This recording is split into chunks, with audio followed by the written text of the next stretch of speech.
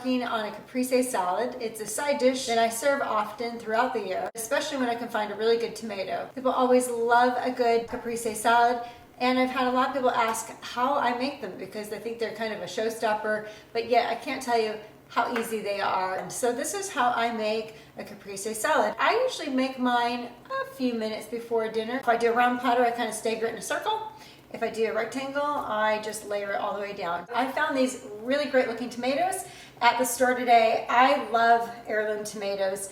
I used to actually grow some. I don't have a garden right now. It's a little bit early in the year, but they were more expensive, but worth it. If it was just a casual night at home and I had some vine ripened tomatoes, I'd use those. But today I'm going to use the real pretty ones. So I'm going to take them, I just pre-washed them. I'm going to remove the stem and begin slicing. So I'm going to take the tomato and I'm going to cut it lengthwise. When I go to a restaurant, if it's heavy on the tomato and very little cheese, I feel like they're kind of skimping. So I try to do pretty even proportions. So I'm going to just slice, and I slice all the way down.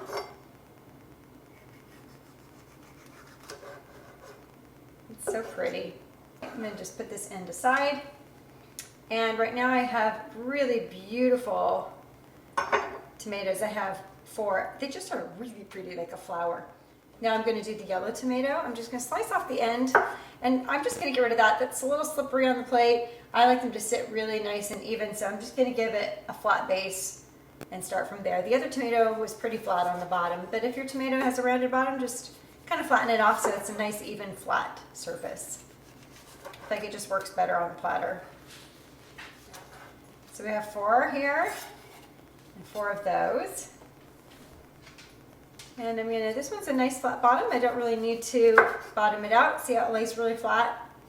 Perfect. I did strategically pick tomatoes that were very similar in size.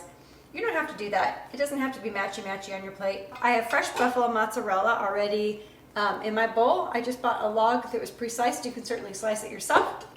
And then I'm going to just start layering. I'm gonna start with a real fat, beautiful red tomato slice, and then a yellow, this one here, and then I'm going to do another beautiful red and another yellow. I'm going to cozy them up a little bit more because I want to put a little bit more on my plate. I have so many pretty pieces to use here. I want to end with this one because I just think it's so beautiful. So I'm just going to scooch it up and end there. Now I'm going to take my mozzarella and I'm just going to tuck them in. So I'm going to put one between every slice of tomato. And if you don't have a lot of mozzarella, you can slice it in half and put like a half moon shape. Like I said, I love it when there is a lot of cheese. You can see already how beautiful this is on a table and how easy it is. I think the key thing is getting fresh buffalo mozzarella, being very generous with your portions, and get the freshest fruit you can. And that to me is what makes it so beautiful. Okay, so this is pretty full. I definitely could have gone for a little bit bigger platter. I wanted to get all the color I could. I will actually throw these in a glass container and chop them up for salad tomorrow night. So in the meantime, I have fresh basil. I have a basil plant in my kitchen. I keep going. And I'm just going to pick off some leaves here. And I'm just going to quickly chop it up. And you can certainly tear it or chop it either way. You can give it a quick, rough chop.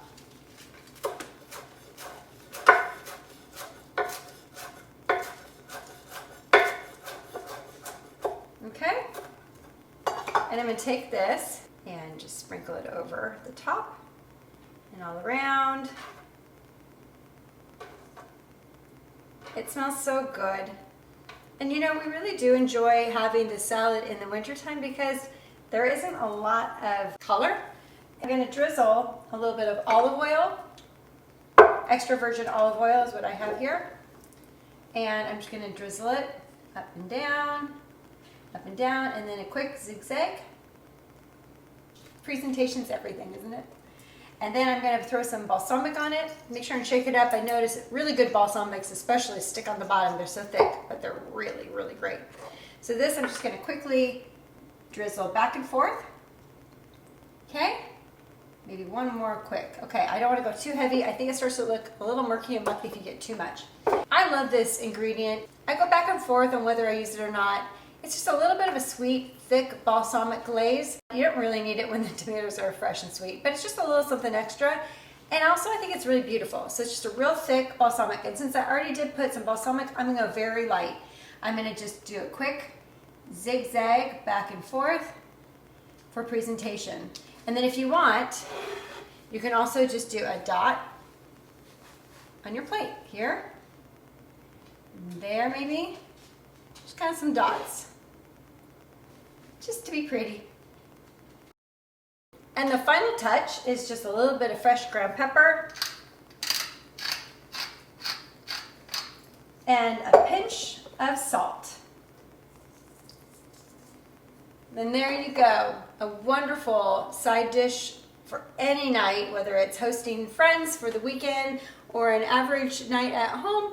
Quick, easy, colorful, delicious, nutritious caprese salad. I hope you enjoyed this recipe. If so, please like and subscribe to my channel, How to Live Life Beautifully, and follow me on Facebook and Instagram as well. See you soon.